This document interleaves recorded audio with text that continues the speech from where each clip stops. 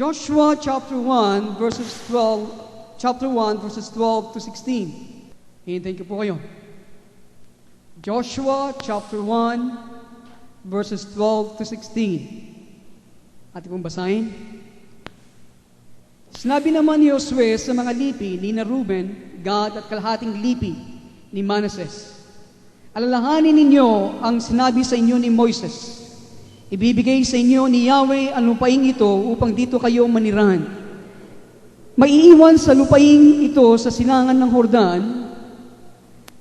Sa lupaing ibinigay sa inyo ni Moises ang mga kababahian, ang inyong mga anak at ang mga hayop. Ngunit ang mga mandirigma ay tatawid, taglay ang inyong sandata at mangunguna sa iba ninyong mga kapatid upang tumulong sa kanila sa pakikibbaka. Kapag nasap na rin nila ang mga lupaing ibinigay sa kanila ni Yahweh, makababalik na kayo rito sa lupaing ibinigay sa inyo ni Moises. Sumagot sila kay Josue, gagawin namin ang lahat ng sinabi mo at pupunta kami saan mo man ibig. Kung paano sinunod namin si Moises, susundin ka rin namin kung sasayo si Yahweh, tulad ng ginawa niya kay Moises. Ang sino mang tututol o susuway sa utos mo ay dapat mamatay. Ngunit ang hiling lamang namin sa iyo ay magpakatatag ka at magpakatapang. Sa bagay ito mga kaibigan, meron po tayong bagong paksa na pag-usapan. Ito po ay isang katanungan na nais kong iwan at ito po ang paksa na ating pag-usapan. God or cattle? Ang Diyos ba o mga kawan ng mga baka? Kayo po na nag-aaral ng kanyang mga salita at matagal ng panahon na nakasama namin sa pag-aaral sa lugar na ito, madalas natin ginagamit ang kasaysayan ng bansang Israel na larawan sa buhay ng ating buhay Kristiyano. Alam natin ang ginawa ng Diyos sa bansang Israel. Sila ay nanatili ng matagal na panahon hanggang sa dumami sa bansang Egypto. Hanggang dumating ang takdang panahon na itinaas ng Diyos si Moises na manguna sa bansang Israel para ilabas ito sa Egypto at dalhin sa lupang ipinangako na tinatawag nating Kanaan. Kayo po nanonood ng Ten Commandments ay kahit paano ay nakakaroon ko ng idea o malinaw na sa atin mga bagay nito. Kaya alam po natin sa pangunguna ni Moises ay nailabas ang bansang Israel at dinala sa lupang Kanaan. Subat alam natin si Moises ay hindi nakarating sa Kanaan kundi si Josue na kanyang kanang kamay ang nanguna sa bansang Israel. Naglibot ang bansang Israel na matagal na panahon sa disyerto, sa ilang na ating tinatawag for 40 years. Hanggang sa takdang panahon na sila po ay makapasok sa lupang ipinangako. Ito pong mga talata na ating binasa ay ating mapapansin ang ilang mga bagay na ginawa ng bansang Israel sa kanilang pagpasok sa lupang ipinangako nito ng Diyos. Ang mga tribo o lipi ni Reuben at Gad ay mayayaman sa kawan ng mga baka at merong kapatagan sa east side o sa silangan bahagi ng Ilog Jordan na mainam sa pastulan ng mga hayop. Sila po ngayon after 40 years ay handa na pumasok. Subat alam natin, ang bansang Israel may 12 lipi. Ang 3 liping ito, ang lipi ni Reuben at Gad at kalahating bahagi o ng lipi ni Manases. Sila po ay nagpasya dahil sila po ay mayaman sa kawan ng mga baka. Meron silang nakitang kapatagan sa silangang bahagi ng Ilog Jordan. Ang Ilog Jordan, ito po ang ilog na kailangan tawarin bago sila makapasok sa lupang ipinangako. Ito po ang unang ilog na kanilang tatawirin bago sila makapasok sa ipinangakong lupain ng Diyos. Kaya sa silang bahaging ito ay mainam sa pastulan ng mga hayop. Ito po sinasabi sa Numbers chapter 32 verses 1 to 5. Tayo po lumundag sa Numbers, mga bilang sa Tagalog, Kapitulo 32, tayo po magpasimula sa unang mga talata. Napakaraming hayop ng mga lipi ni Reuben at Gad, na makita nila na mainam ang pastulan sa Aser at sa Galad, lumapit sila kay Moises, kay Eleazar at sa mga pinuno ng Israel. Sinabi nila, ang Atarot, Dibon, Haser, Nimra, Hesbon, Eliele, Sibam, Nebo at Beon, mga lupaing nilupig ni Yahweh, bago tirhan ng Israel ay mainam na pastulan ng mga hayop. Kung inyo pong mararapatin, ito na po lamang ang ibigay ninyo sa amin, huwag na ninyong kaming bigyan sa ibayo ng Jordan. Ito po ang pakiusap ng mga pinuno ni Reuben at ni Gad. Kaya ito po kanilang napansin at nakita. Kaya ating pong papansin mga lipi ni Reuben at ni Gad at kalating tribo po ni Manase, kanila pong ninasang maiwan sa silang bahagi ng Jordan bilang pagtanggap sa kanilang mamanahin na lupain. Alam po natin, lupang pinangako, ito po i-divide sa 12 lipi ng bansang Israel. Kaya po yung 2.5 tribong ito ay kinausap si Moises at si Eleazar, ang mga pinuno ng bansang Israel. Nung sila'y nasa ilang, ito na po ang ibigay nyo sa amin bilang aming mamanahin na lupain. Dahil po sila ay mayaman sa kawan ng mga baka. Si Moises, pagkatapos kanya pong ipinahayag, ipinakita, na hindi po siya nasiyahan sa kanilang kahilingan. Pumayag na din po na ibigay sa kanilang lupain na dati pong pinaghaharian ng 2 hari, na si Sihon at si Og, 2 hari na talo po ng mga Israelita sa digmaan. Hindi po nasiyahan si Moises sa kahilingan nito ng 3.5 tribong ito ng bansang Israel. Subalit ang kasunduan po ay ang mga lalaki ng 2.5 tribong ito ay kailangan tumawid sa ilog Jordan at makipaglaban kasama ng mga nalalabing mga tribo hanggang ang lupaing Kanaan on the west side of Canaan ay kanila pong masakop. Kailangan itong kanilang dapat na gawin sapat itong kanilang kasunduan. Ito pang iniutos ni Josue o ni Joshua sa mga tribo ni Reuben, ni Gad at kalahating tribo ni Manasseh. Sa Joshua chapter 1 verse 14, tayo po lumudag doon at ilagay niyo po yung ating mga daliri sa Numbers 32. Sabat tayo po ay magbabalik dyan. Okay. Ito pong sinabi niya sa bansang o sa mga tribong ito na ating binasa kanina sa verse 14. May iwan sa lupain ito sa silangan ng Jordan, sa lupain ibinigay sa inyo ni Moises ang mga kababahian ay inyong mga anak at mga hayop. Ngunit ang mga mandirigma ay tatawid taglay ang inyong sandata at mangunguna sa iba ninyong mga kapatid upang tumulong sa kanila sa pakikibaka. So maliwanag po yun. Kahit na ang mga tribong ito, kanila pong tinanggap ang kanila pong mana sa silang bahagi ng Jordan, hiningi sa kanila na kailangan pa rin silang tumawid sa ilog na ito at tulungan ang nalalabing mga tribo na pumasok sa kanilang mga respective na mga mamanahin na nilang lupahin. Ang problema po dito, listen, ang problema po ng kanilang pananatili sa east side ng ilog na ito, ang problema po dito na sila po ay may iwan sa silang bahagi ng Jordan na hindi na po sila sasamang tatawid sa ilog na ito.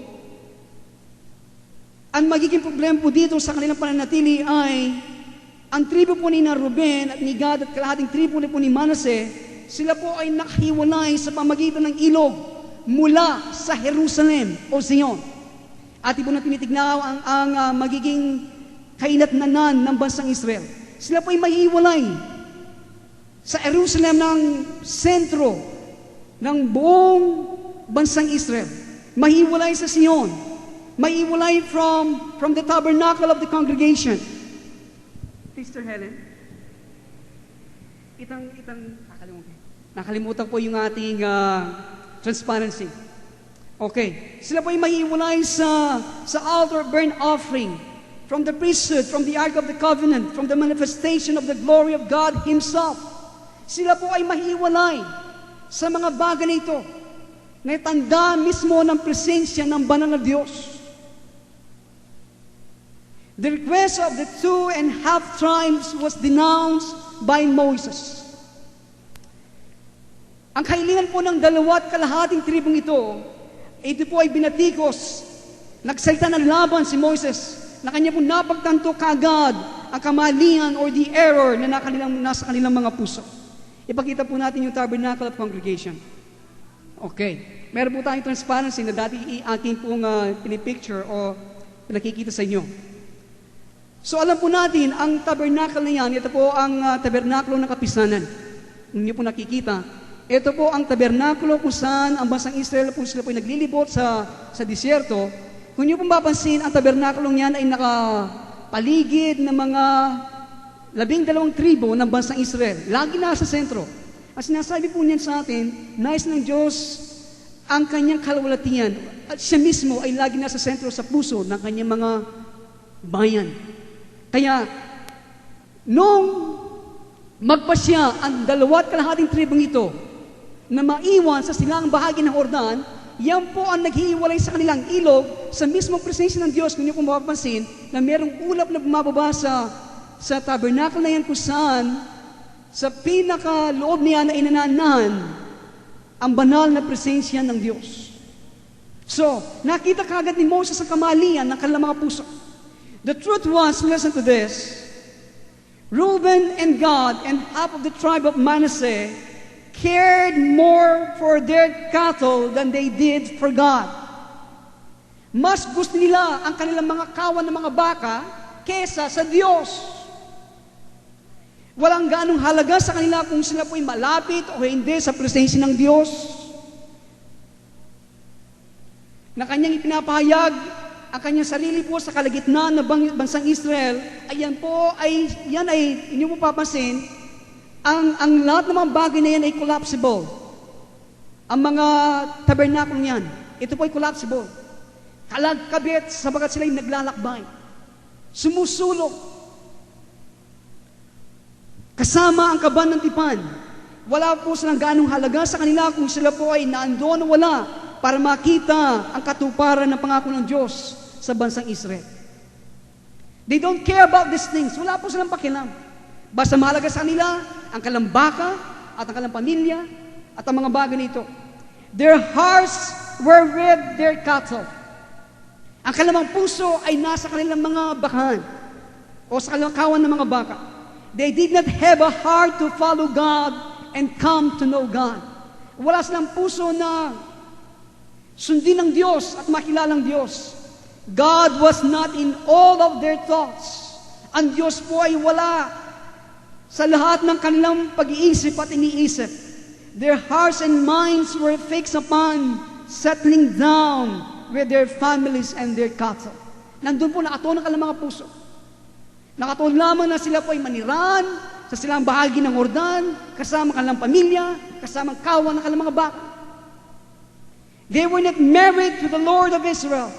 Hindi po sila naikasal sa Panginoon ng Israel. They were married to their cows. Sila po ikinasal sa kanilang mga baka. Bala makakait ko rin sa bungero. Abak pa maranon. Papansin. Then manok ng Texas. Pausukan do rin. They were married to their manok. Araw-araw yun ang kanilang gusto na didinig. Yung kanilang mga amoy. They were not married to the Lord of Israel. They were married to their cows. Sina Reuben at Gad at kalahating bahagi po ng Manasseh, kanila pong nakayanan na gawin mahirap para sa kanilang mga sarili.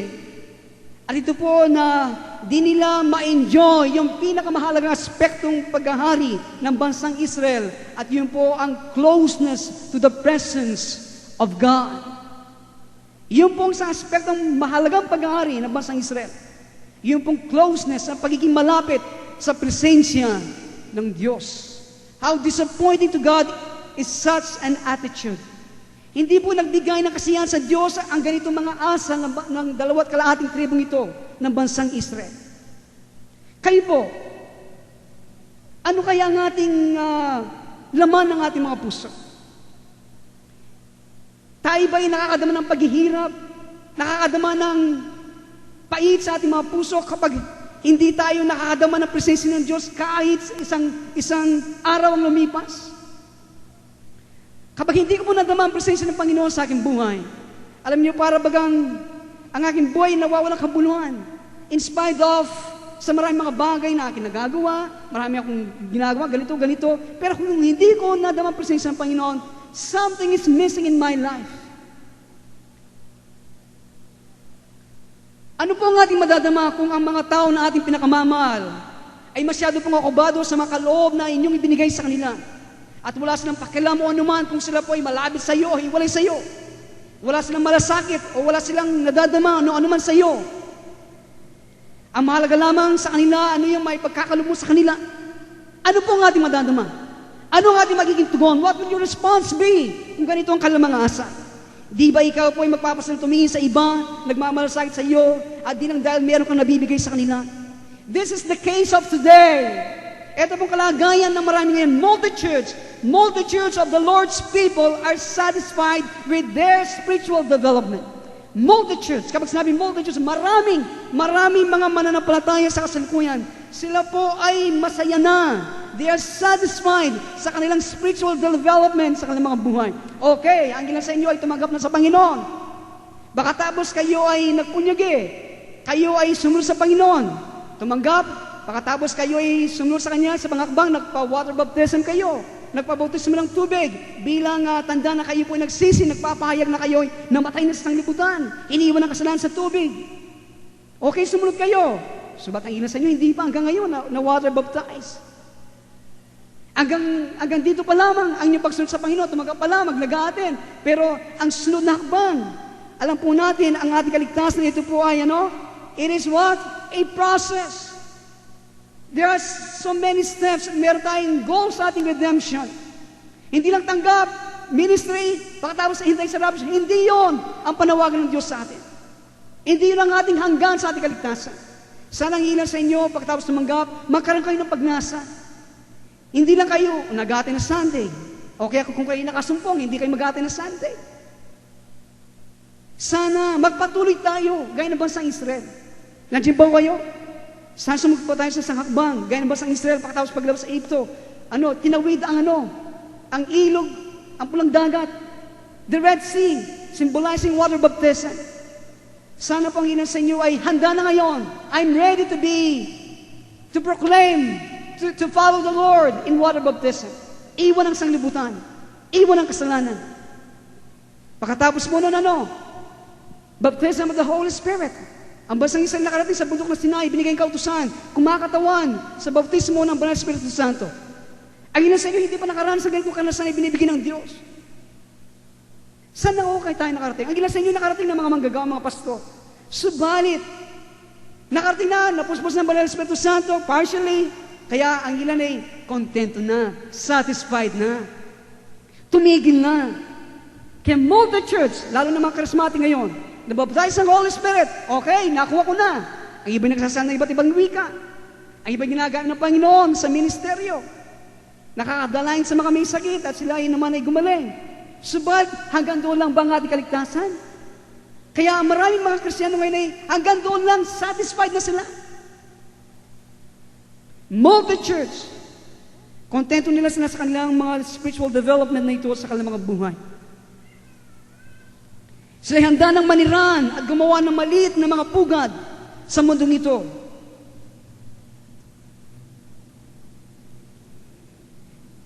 Kanilang ini-enjoy sa isip nila ang kanilang naabot na sa Mesiyas sa puntong ito. Parang hindi nila taglay sa loob nila yung pong matinding kagalakan ng isang matagumpay na banal. At yung kagalakan na hanapin ang mukha ng Panginoon. At yung tagumpay na magpunyagi, magpatuloy hanggang ating makamtan ang kapuspusan ng pag-aari ng Mesiyas, ng Diyos sa Mesiyas. The truth is, ang nangyayari po ngayon, they do not love God. Marami ngayon, they do not love God. Hindi nila mahal ang Diyos. They do not have a heart to press into the marriage, into Jesus, to Jesus.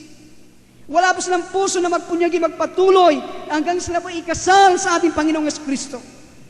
They may love the things of God. Oo, marami ngayon. Naglilingkod, baka gusto nila ang mga bagay patungkol sa ating Diyos, yung mga bagay na ginagawa nila sa iglesia, yung mga bagay kung ano ang ginagawa ng Diyos sa kanila. They love these things. They may desire to go to heaven. to hell at sinatatakot na pumunta sa impyerno, but they do not love God Himself. Hindi nila mahal ang Diyos mismo.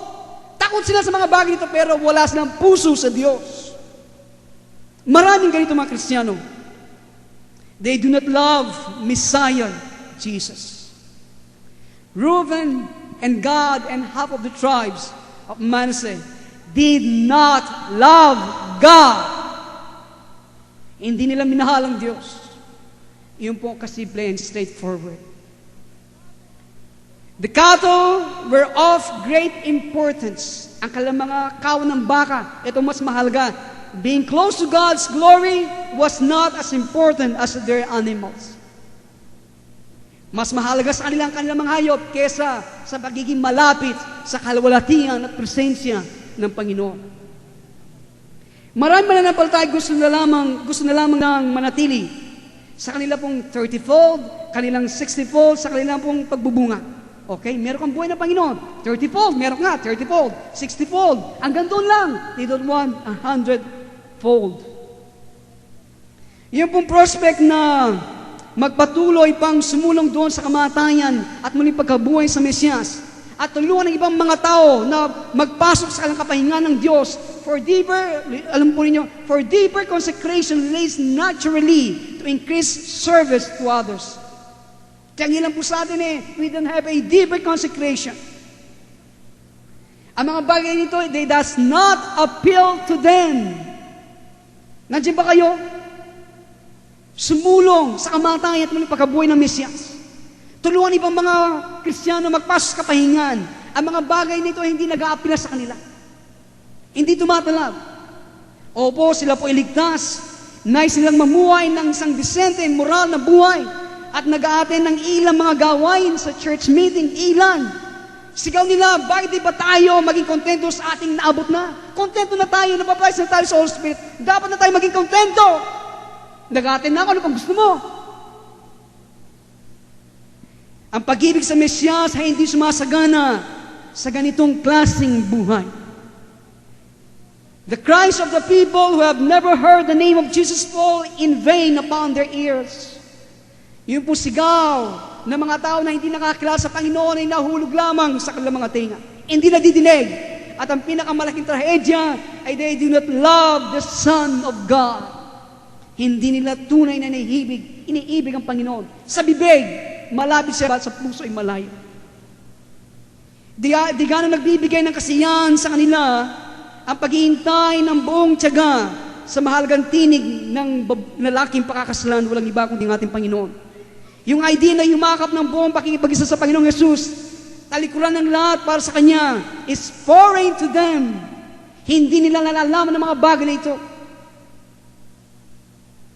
Kahit na po sina Reuben, ang tribong ito at ang Gad at kalahating bahagi ni Manasseh, ay pinahintulutan maniran ang kanilang pamilya, ang kanilang mga baka sa silang bahagi po ng Ilog Jordan.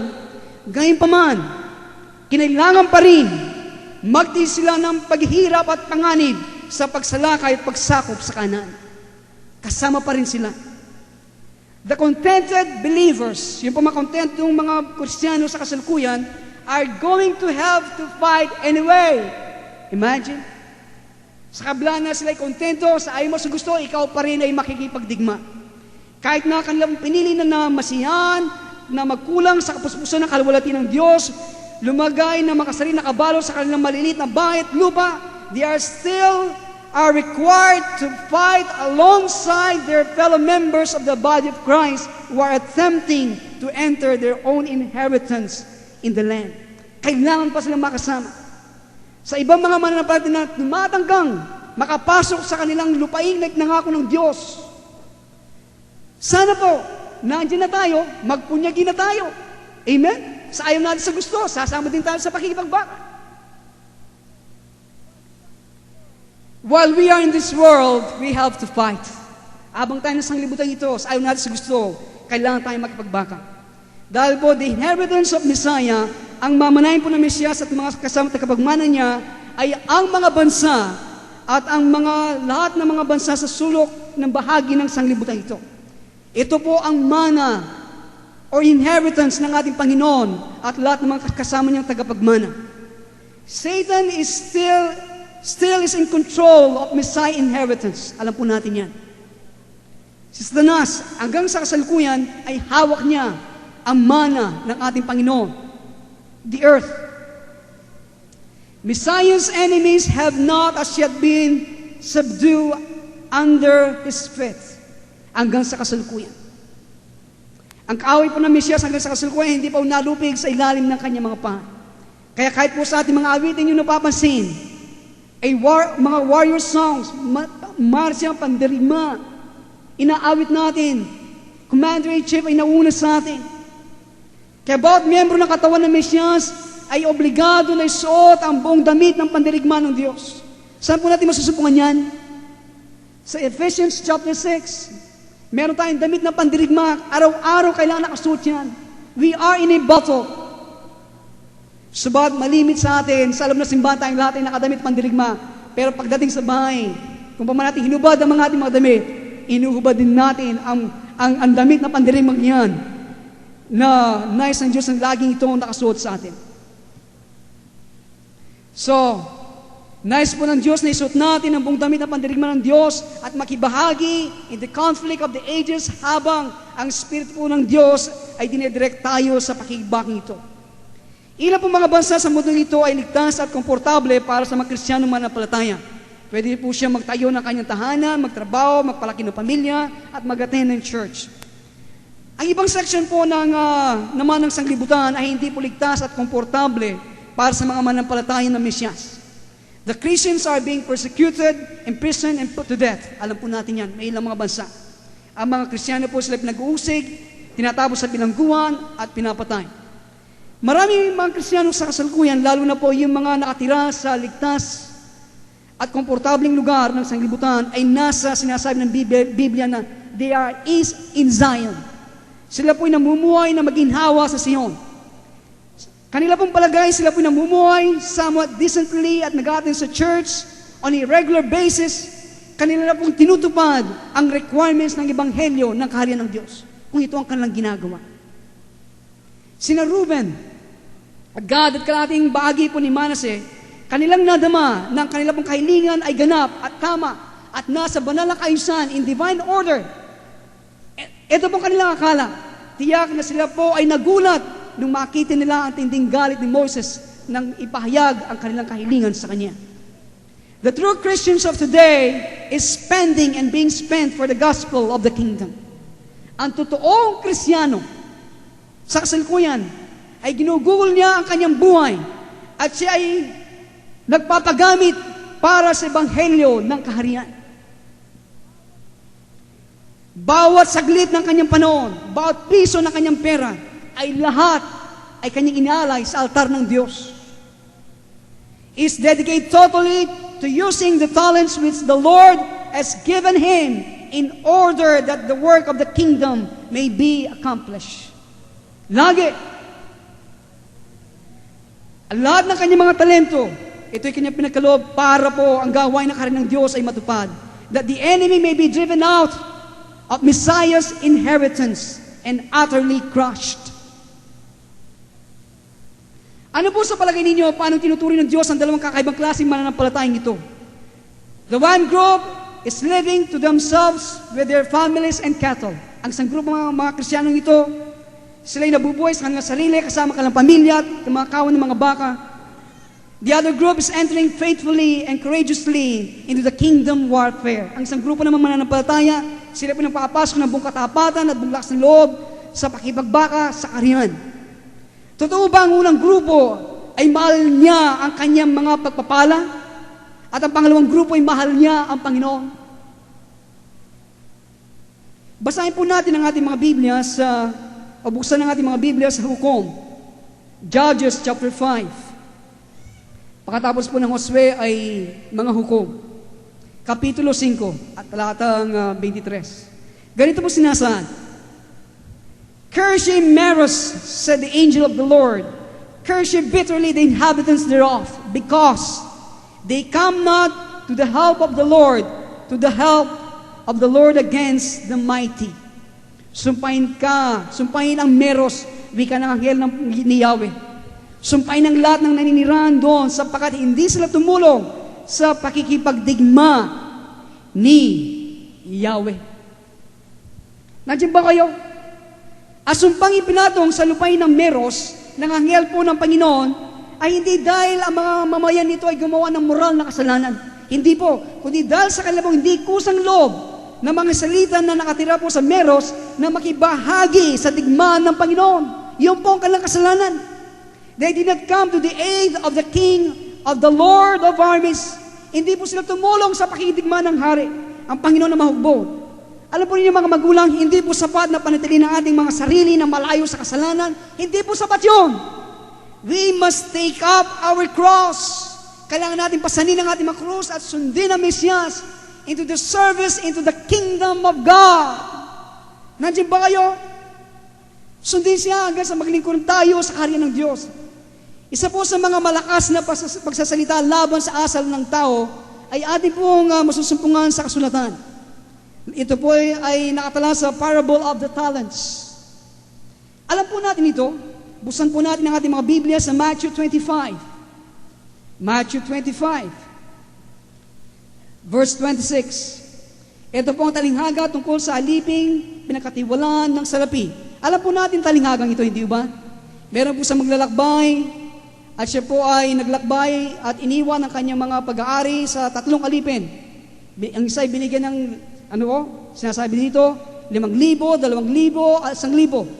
Yung pong 5,000, yung pong alipin na tumanggap ng 5,000, 2,000 ay yung pong kanilang pag-aari ito, sa lahat binibigay ng kanilang Panginoon ay kanila pong ginamit, nangalakal sila at nagbunga. Subat yung tumanggap ng 1,000, anong ginawa? Humukay at itinago ang salapi sa ilalim ng ukay. At ano sinabi ng Panginoon? Ito po ang ating makikita. Verse 26. Masama at tamad na alipin, tugon ng kanyang Panginoon. Alam mo palang gumagabas ako sa hindi ko tinamnan at nagaani sa hindi ko kinasikan. Verse 30. Itapon ninyo sa kadiliman sa labas ang aliping walang kabuluhan. Do'y tataangin siya at mangangalit ang kanyang ngipin. Imagine, to the servants who have done no wrong other than that of hiding his talent. Ito sinabi ng Panginoon. Wala siyang ginawang mali. Ang kanyang ginawang mali lamang ay tinago niya yung talent na binigay ng Diyos. Asumpa ng anghel ng Panginoon na bumagsak. Asumpa ng anghel ng Panginoon ay bumabagsak sa mga disinterested. Walang interest, tamad, non-participation in the rigorous battle of the kingdom or warfare. Maraming mga Kristiyano sa kasalukuyan at sana po ang aking dalangin, wala namang isa sa atin na bumabagsak sa ganitong kalagayan. Wala kang interest, tamad ka, hindi ka nakikipagbahagi sa kaipigtan ng pakikipagdigma ng kaharian or kingdom warfare. Alam niyo bang iglesia natin ay maraming pangangailangan? Sana maging bukas tayo sa ano sinasabi ng Diyos sa inyo. Meron kayong kakayahan. Each one of us, as a talent, God has given us a gift. Lagi ko po sinasabi noon, sinabi ng mga scientists, ang ating mga appendix ay walang kabuluhan. Walang kwentang bahagi ng ating katawan na ito. But eventually, nasumpungan po ng mga scientists, every part of our body, every organs has a definite specific function. Bawat. Kaya, ang iba ay makulay, ang iba walang kulay, ang iba sa loob, but we have a definite specific function na kailangan yung gamitin para sa ating Panginoon. No Christian has been called by the Lord Jesus to sit at home at manood lamang ng TV at magpalaki ng tiyan. Okay? Wala pong Kristiyano ang tinawag ng Panginoon na gawin ang mga bagay na ito, na mapupulang sa kanilang tahanan, magpalaki ng kanilang pamilya, mamuhay ng masaya, at maging kontento sa kasalukuyan na sa libutan ito. Dalawang spiritual na hari ang naglalaban. Ang Mesiyas, laban sa anti-Mesiyas. Bawat Kristiyano ay dumating at nakarating sa kaharian at nakarating kayo nakakadinig sa mga bagay na ito para sa ganon, kanyang magawa ang kailangan at mahalagang bahagi sa pagtatayo ng kaharian ng Diyos dito sa lupa. Meron kayong bahagi. Tandaan ninyo, itatayo ng Diyos ang kanyang kaharian dito sa lupa. Okay, kung ako'y nauna sa inyo, ako ay pupunta sa isang lugar na maghihintay ako na tinatawag nating paraiso, pero sa pagtunog ng huling trompeta, in the first resurrection, tayong lahat ay bubuhay ng Diyos. At sa panahon na yon, lahat na karapat-dapat na maging bahagi na tinatawag natin mga overcomers, the elect, the remnant, ang mga nagtagumpay sa sanglibutan, sa kasalanan, at sa kanilang sariling kalooban, they will be raised by the Lord and they will receive an incorruptible body. They will be the one to help the Lord to establish the kingdom on this earth.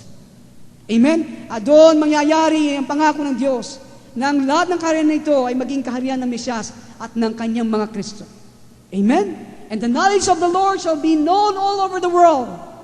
Sabagat ang lahat ng mga likod niya ito isisigaw nila, bow the knees before the King of Kings and the Lord of Lords. At makikita sa buhay ng mga taong ito ang kaningningan at buhay ng ating Panginoong Jesucristo. Kaya tinawag ka ng Diyos sa ganito kalagayan, kayo po'y nandito, hindi para na manood lamang, makita ang ganito, no! Meron kayong kailangan at meron kayong bahagi sa pagtatayo ng kaharian ng Diyos. Inyong masusumpungan habang kayo nagpapatuloy sa inyong buhay spiritual sa araw-araw. Amen?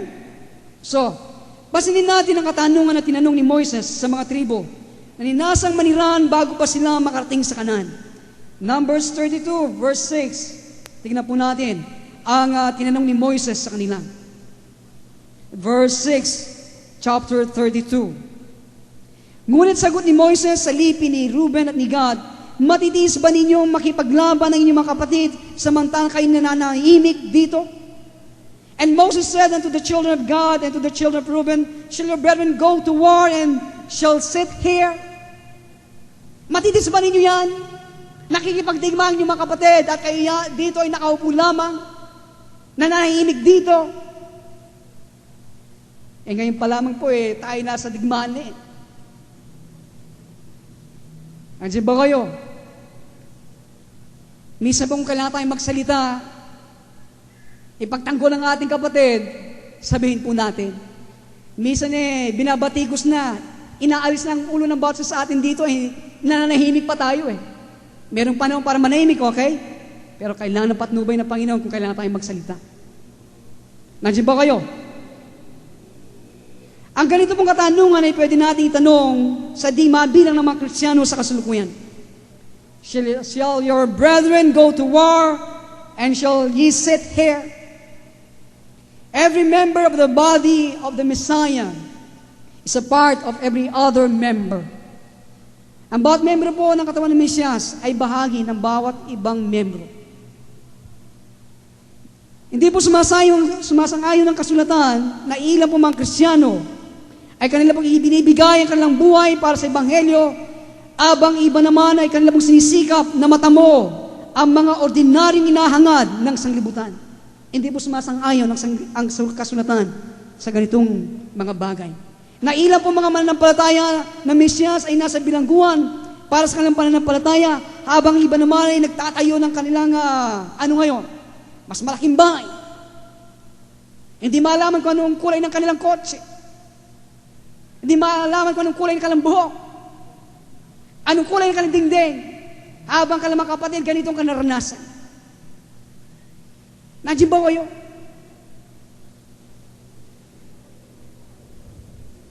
Huwag sana, kahit isang miyembro ng katawan ng Mesiyas, ay pahintulutan na tumigil o maiwan at mamuhay na maginawa sa sanglibutan ito hanggang ang bawat ibang miyembro ay kanilang natamo o nakamtan ang kanilang mamanayin sa Diyos. Marami tayo masyadong okupado sa ating mga sarili, sa mga material na mga bagay nagbibigay ng comfort sa atin.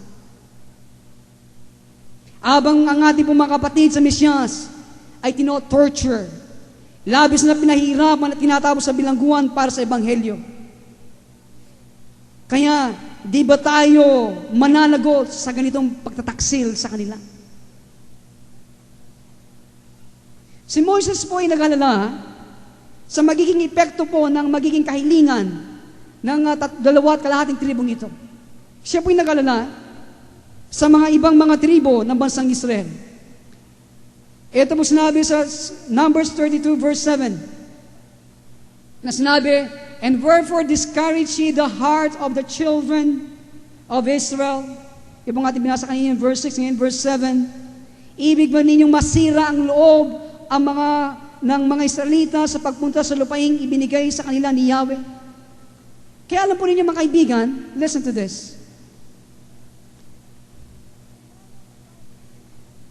Kailangan ang bawat butil ng ating dedication, ng ating matawag, para ating pong mapanatili, magpatuloy na sumulong sa ating pong paghahangad sa kaharian ng Diyos.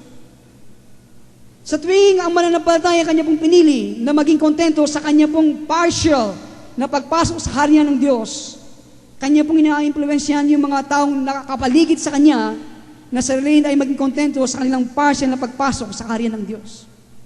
Ang nasabi po ay partial pa lamang, nakapasok sa kaharian ng Diyos.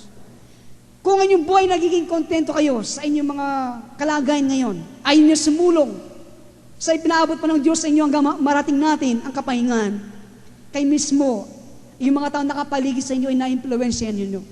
Hanggang sila ay maging kontento. Kaya sinasabi, you weaken the hands of the warrior of God. Pinahihina yung kamay ng mga mandirigma. Kapag atin naman, ating pinatalin, ibigay, buo, ang ating mga sarili sa mga bagay na Mesiyas, many people around us are encouraged and strengthened. Marami sa mga taong nakapaligid sa atin ay lumalakas ang loob at lumalakas sila. But if they see us slack off, kung marami sa atin naging tamad, nagpabaya, their determination is weakened. Marami ang naghihina.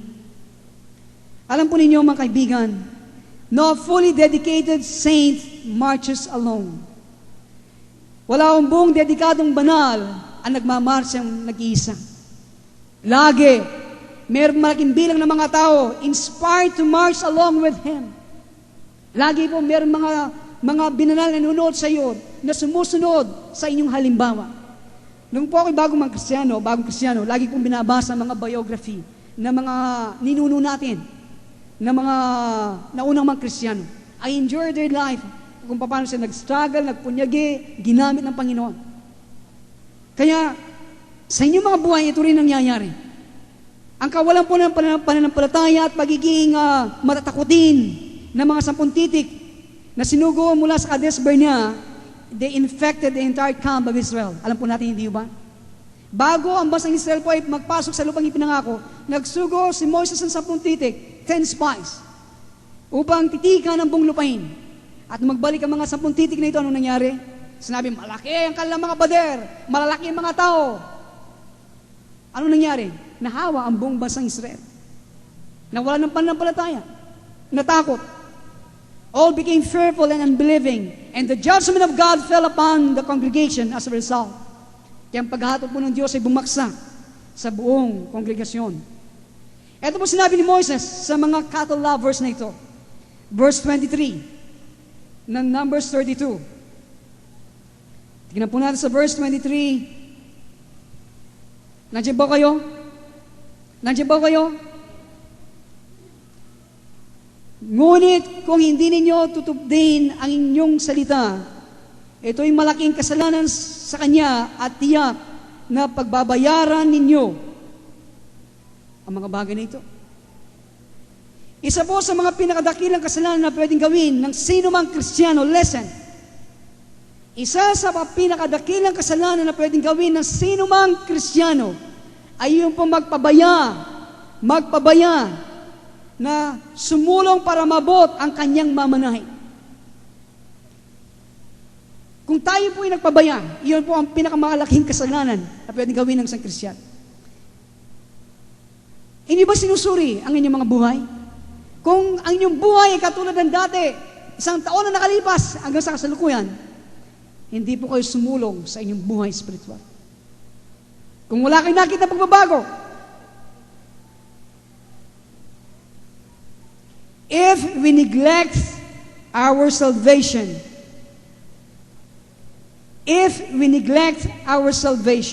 yun po naging paksa nung last Sunday. If you are busy with marrying, yun po, ngayon po, panahon ng pag-aasawa, marami. Sa barkada, busy sa ating mga activities, sa inyong trabaho, sa inyong career, sa inyong hanap buhay. When the King needs us for His business, then we surely will be punished severely in the day of the Lord. Kapag tayo tinawag ng Diyos sa Kanyang pangangalakal, sa Kanyang gawain, at kung hindi tayo nakanda, we will be punished severely in the day of the Lord. Kaya sinasabi po sa Hebrews 2:3, how shall we escape? Paano tayo makakaligtas if we neglect so great salvation? The Hebrew Christians had made the excellent start in the Lord. Ito po paulit-ulit natin sinasabi. Pinag-aaral ng aklat ng Hebreo. Ang Hebreo mga Kristiyano ito ay nagpasimula ng maganda sa Panginoon, an excellent start. They had suffered persecution, sila po nagtiis ng paghihirap dahil po sumama sa mga alagad. Subalit ngayon, kanilang nawawala ang kanilang interes at hindi sila nagpupunyaging sumulong pa sa buong kapuspusan ng kanilang inheritance. Kasi yung kanilang hinihintay ang rapture, hindi yung kanilang inheritance. Nandiyan ba kayo? Nandiyan ba kayo? Evidently po ating makikita, their cattle were demanding their attention. Ito yung nangyayari. Their cattle were demanding their attention. Totoo yun. Hindi ba? Yung kanilang mga kawan ng mga baka, inihingi ang kanilang mga panahon at atensyon. The sin of neglect. Ang kasalanan po ng kababayan, isa sa mga pinakadakilang spiritual na problema na maapekto po sa maraming Kristiyano sa kasalukuyan. Tinawag tayo ng Mesiyas sa isang matindi at tuloy-tuloy at buong buhay na hanapin ang kaharian ng Diyos. So what is your response? Ano pong ating magiging tugon? Katulad ba yung mga karakter sa Biblia sa Luke 14? Ito ba ang ating magiging tugon? Tignan po natin ang ating magiging tugon sa Luke 14. Buksan po natin ating mga Biblia dyan sa Ebanghelyo po ni San Lucas. Alam po natin ang mga bagay na ito at nais ko pong sariwain muli ang mga bagay na ito.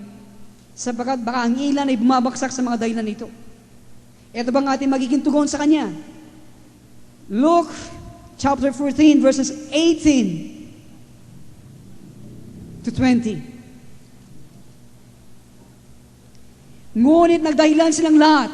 Ang sabi ng una, nakabili ako ng bukid at kailangan kong puntaan. Kaya na sana ang bahalang magpaumanhin sa akin. Ayun. At sabi ng isa, nakabili ako ng 5 pares na baka na kailangan kong isingaw para masubok. Kaya na sana ang bahalang magpaumanhin sa akin. Sinabi naman ng isa sa bagong kasal ako, kaya hindi ako makadadalo. Bumalik ang alipin at ibinalita ito sa kanyang Panginoon. Nandiyan ba kayo? Nandiyan pa ba kayo? Please excuse me, Lord. I must take care of my ground, my oxen, and my wife. Lord, excuse me. Kailangan ko pong alagarin ka akong baka, ka akong gabon, ka akong asawa. The master of the house didn't accept these excuses.